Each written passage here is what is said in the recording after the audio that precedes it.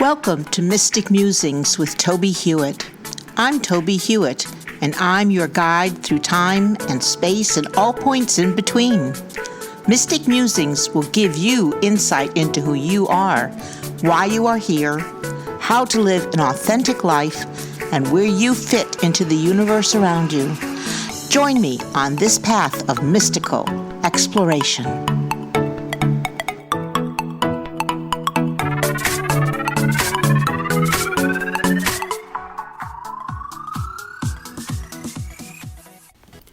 Welcome to episode 92 of Mystic Musings with Tobie Hewitt.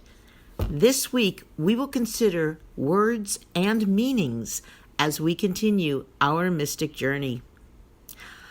I discovered this week that focusing solely on pathwork in these episodes has come to an end as I begin working diligently on my pathwork book, which I plan to have up on Kindle as soon as possible. It is not that pathwork has become less important, but I think my energy would best be used in saving my writing about this important topic for my morning writing practice in order to get the book completed in a timely manner. Also, I am discovering there are other topics I would like to ponder and share that, while part of the path, are also instructive and, I hope, more thought-provoking.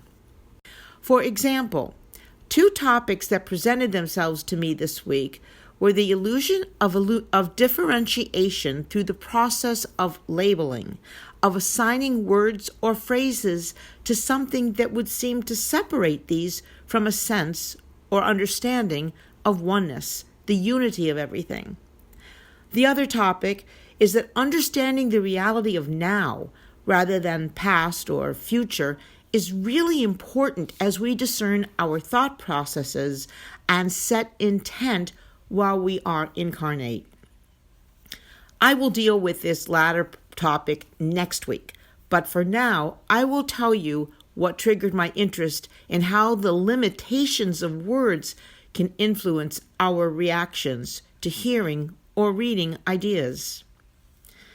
This past week, I have been listening to an audiobook that I found very interesting and inspiring until I heard the author discuss the difference between the spirit and the soul, and in this seemed to be differentiating these in a manner that I found very convoluted and not particularly correct. And then after much soul searching, I realized that despite the quite involved and complicated description, I needed to accept, so to speak, the author's viewpoint as his own, even though I did not share that same viewpoint. And while not negating what he was saying, I did not agree with the way he was saying it. In short, it seemed that he was discussing these terms, spirit and soul, backwards.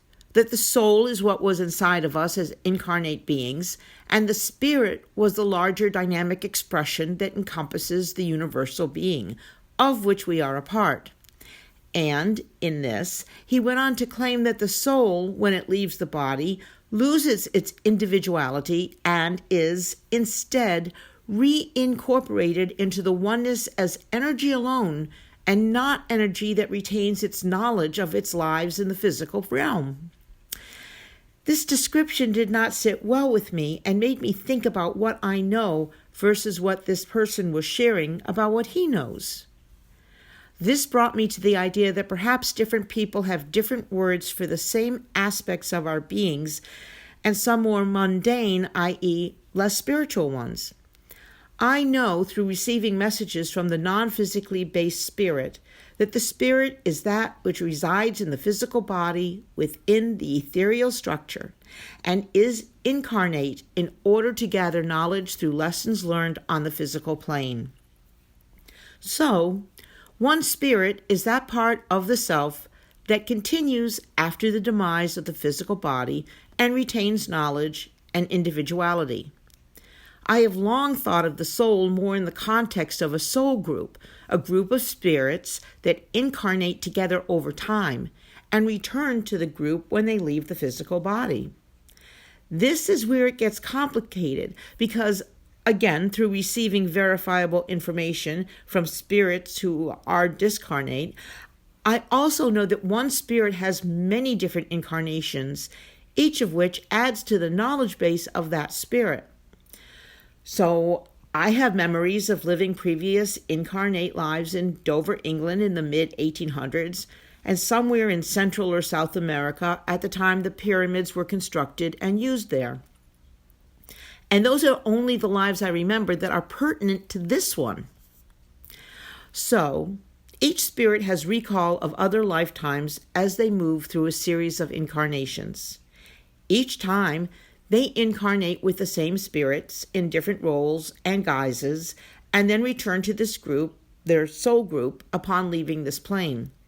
So there are many soul groups existing within the ethereal plane as part of a larger, all-inclusive spiritual dimension that exists and has existed since the creative spirit brought everything into being in and through the energy of love. So, on the other hand, the author I was listening to used different labels for what I think are the same general concepts, but then went further by defining these quite differently than I have experienced them. I am still pondering this dichotomy, though I think his may be more religion-based and mine are rooted in a non-religious spirituality. But it got me to thinking that we often use different words for the same things, or describe different things by the same words, which can, I believe, lead to some serious misunderstandings as we try to communicate with each other. And that overcoming these misunderstandings and finding the commonality within these may indeed be one of the lessons we are here to learn.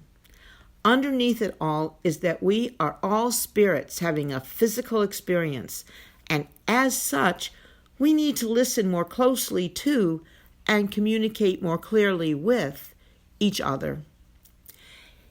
If you have questions or thoughts about this episode or any other topic in this podcast, please contact me through tobiehewitt.com and leave a comment on the contact page. I will be pleased to answer your questions or respond to your comments in future episodes. It would be nice if this could become a dialogue between us as we continue our mystic journey. Thanks for listening to this episode of Mystic Musings. Please join me every week to continue our exploration of all things mystical that can help you have a more practical and magical life. Please visit my website, tobiehewitt.com, for more information and to read my blog postings. And join me also at pathwaystomindfulness.org to learn how you can schedule a presentation. I am available for mindfulness training, demonstrations of psychic abilities, and individual readings. I also have a number of books on mystical topics on Amazon.com.